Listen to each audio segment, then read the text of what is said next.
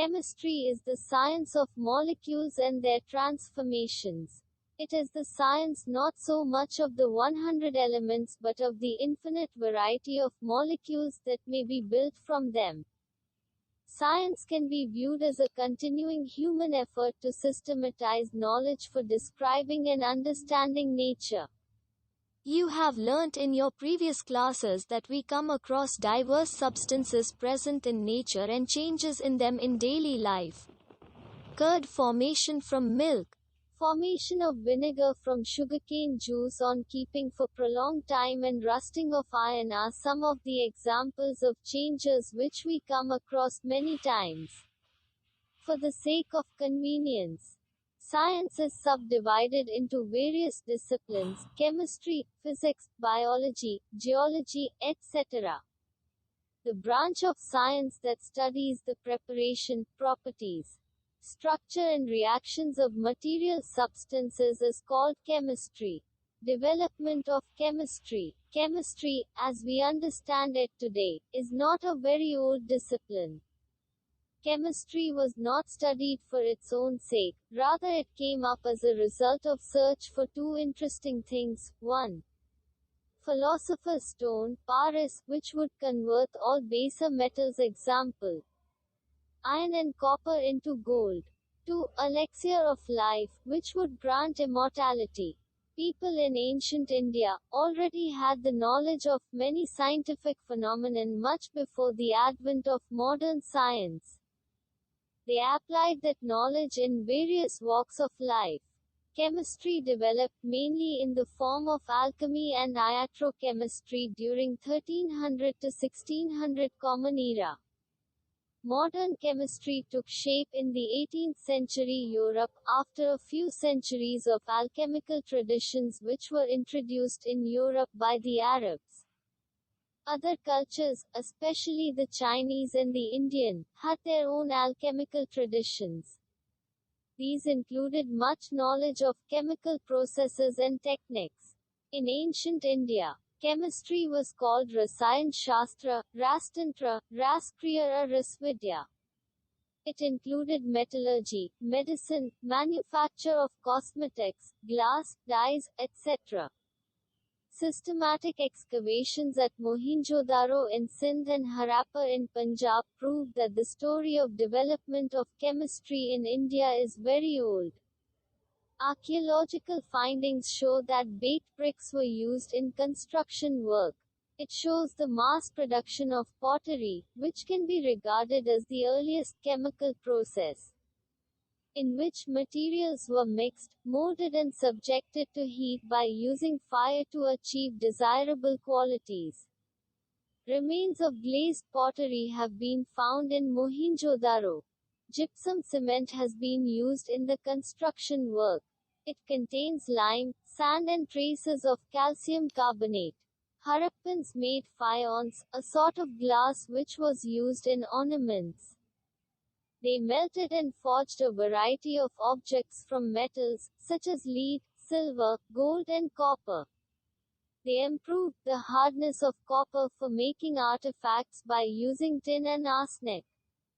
A number of glass objects were found in Maski in South India, 1000 to 900 BCE, and Hastinapur and Taxila in North India, 1000 to 200 BCE. Glass and glazes were colored by addition of coloring agents like metal oxides. Copper metallurgy in India dates back to the beginning of Chalcolithic cultures in the subcontinent. There are much archaeological evidences to support the view that technologies for extraction of copper and iron were developed indigenously. According to Rigveda, tanning of leather and dyeing of cotton were practiced during 1000 to 400 BCE. The golden gloss of the black polished ware of northern India could not be replicated and is still a chemical mystery. These wares indicate the mastery with which kiln temperatures could be controlled. Kautilya's Arthashastra describes the production of salt from sea. A vast number of statements and material described in the ancient Vedic literature can be shown to agree with modern scientific findings. Copper utensils, iron, gold, silver ornaments and terracotta discs and painted grey pottery have been found in many archaeological sites in North India. Sushruta Sanhita explains the importance of alkalis. The Charaka Sanhita mentions ancient Indians who knew how to prepare sulfuric acid, nitric acid and oxides of copper, tin and zinc, the sulfates of copper, zinc and iron and the carbonates of lead and iron. Rasopanishada describes the preparation of gunpowder mixture. Tamil texts also describe the preparation of fireworks using sulfur, charcoal, saltpeter, that is, potassium nitrate, mercury, camphor, etc. Nagarjuna was a great Indian scientist. He was a reputed chemist, an alchemist and a metallurgist. His work Rasratnakar deals with the formulation of mercury compounds. He has also discussed methods for the extraction of metals, like gold, silver, tin and copper. A book, R. Sarnavam, appeared around 800 Common Era. It discusses the uses of various furnaces, ovens and crucibles for different purposes. It describes methods by which metals could be identified by flame color. Chakrapani discovered mercury sulfide. The credit for inventing soap also goes to him. He used mustard oil and some alkalis as ingredients for making soap. Indians began making soaps in the 18th century Common Era. Oil of erinda and seeds of maua plant and calcium carbonate were used for making soap. The paintings found on the walls of Ajanta and Ellora, which look fresh even after ages, testify to a high level of science achieved in ancient India. Varamihir's Brihat Sanhita is a sort of encyclopedia, which was composed in the 6th century Common Era. It informs about the preparation of glutinous material to be applied on walls and roofs of houses and temples. It was prepared entirely from extracts of various plants, fruits, seeds and barks, which were concentrated by boiling, and then treated with various resins. It will be interesting to test such materials scientifically and assess them for use. A number of classical texts, like Atharvaveda, 1000 BCE, mention some dye stuff. The material used were turmeric, madder, sunflower, oppermint, cochineal and lac. Some other substances having tinting property were Campylsiaca, Patanga and Jatuka. Varamihir's Brihat Sanhita gives references to perfumes and cosmetics. Recipes for hair dyeing were made from plants, like indigo and minerals like iron power, black iron or steel and acidic extracts of sour rice gruel. Gandhayukli describes recipes for making scents, mouth perfumes, bath powders, incense and talcum powder. Paper was known to India in the 17th century as account of Chinese traveler Ayazing describes. Excavations at Taxila indicate that ink was used in India from the 4th century. Colors of ink were made from chalk, red lead and minimum. It seems that the process of fermentation was well known to Indians. Vedas and Kautilya's Arthashastra mention about many types of liquors. Charaka Sanhita also mentions ingredients, such as barks of plants, stem, flowers, leaves, woods, cereals, fruits and sugarcane for making asavas. The concept that matter is ultimately made of indivisible building blocks appeared in India a few centuries BCE as a part of philosophical speculations. Acharya Kanda, born in 600 BCE, originally known by the name Kashyap, was the first proponent of the atomic theory. He formulated the theory of very small indivisible particles, which he named Paramanu, comparable to atoms. He authored the text Vaisheshika Sutras. According to him, all substances are aggregated form of smaller units called atoms, paramanu, which are eternal, indestructible, spherical, suprasensible and in motion in the original state.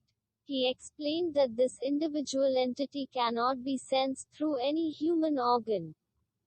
Kanda added that there are varieties of atoms that are as different as the different classes of substances. He said these paramanu could form pairs or triplets. Among other combinations, and unseen forces cause interaction between them. He conceptualized this theory around 2500 years before John Dalton, 1766 to 1844. Charaka Sanhita is the oldest Ayurvedic epic of India. It describes the treatment of diseases. The concept of reduction of particle size of metals is clearly discussed in Charaka Sanhita. Extreme reduction of particle size is termed as nanotechnology. Charaka Sanhita describes the use of bhasma of metals in the treatment of ailments. Nowadays, it has been proved that bhasmas have nanoparticles of metals. After the decline of alchemy, iatrochemistry reached a steady state. But it too declined due to the introduction and practice of Western medicinal system in the 20th century.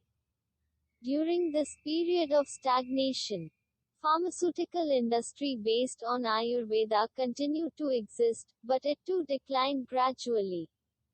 It took about 100 to 150 years for Indians to learn and adopt new techniques.